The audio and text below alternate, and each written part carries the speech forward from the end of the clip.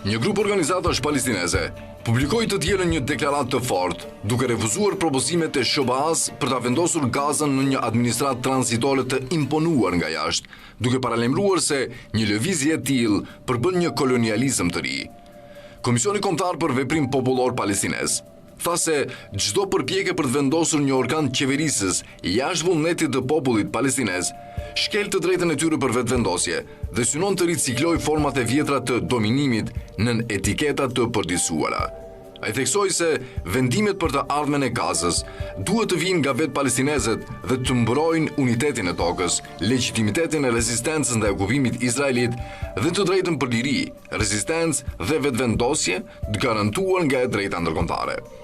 Komisioni Kombëtar për Veprim Popullor Palestinez është një aleancë globale që përfshin Konferencën Popullore të Palestinezëve jashtë vendit, Konferencën Kombëtare Palestineze, Konferencën Popullore Palestineze, Federatën Palestineze në Amerikën Latine dhe figurat pavarura palestineze, sipas Pallinfo, dhe së fundmi ka mbajtur një konferencë në Stamboll.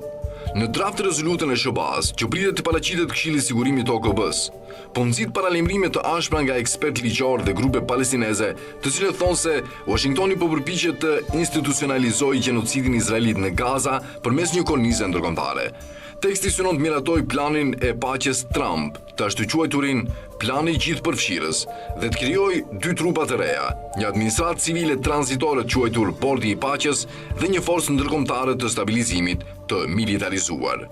Drafti i jep kompetenca të gjëra Bordit të Paqes, përfshirë mbikëqyrjen e qeverisjes së Gazës, rindërtimin, rimëkëmbjen ekonomike dhe koordinimin e operacioneve humanitare. Kritikët thonë se ky hap përdor autoritetin e OKB-s për të normalizuar gjenocidin dhe për të imponuar një regjim tjetër të huaj mbi palestinezët. Plani qëndron jashtë çdo kornize të njohur ligjore ndërkombëtare dhe në vend të saj parasheh një rend paralel të ndërtuar mbi kontrollin e sigurisë dhe autoritetin e jashtëm. Nëse miratohet, paralajmëron komisioni, Këshilli i Sigurimit do të legjitimojë një sistem që u heq palestinezëve të drejtën për vetvendosje dhe minon besueshmërinë e së drejtës ndërkombëtare. Duke pranuar se një prani ndërkombëtare kufizuar mund të ndihmojë në monitorimin e një armëpushimi dhe në mbrojtjen e civilëve, komisioni nguli këmbë që një forcë e tillë duhet të jetë rreptësisht e kufizuar dhe të ndalohet shprehimisht të marrë role administrative ose politike. Çdo lëvizje drejt një kujdestarie të maskuar, paralajmëroi ai, refuzohet kategorikisht. Komisioni u bëri thirrje lëvizjeve politike palestineze, institucioneve dhe komuniteteve në mbar botën të refuzojnë gjitha format e kontrollit të jashtëm dhe të mos bashkëpunojnë me propozime që minojnë vendimmarrjen kombëtare. Ai i bëri thirrje figurave publike, sindikatave dhe organizatave që të kundërshtojnë ato që i përshkroi si ambicie të reja koloniale përmes mjeteve paqësore dhe ligjore. Deklarata u mbyll duke riafirmuar angazhimin për veprim të bashkuar popullor në mbrojtje të drejtave të popullit ton dhe në mbështetje të qendresës palestineze deri në arritjen e lirisë së plotë.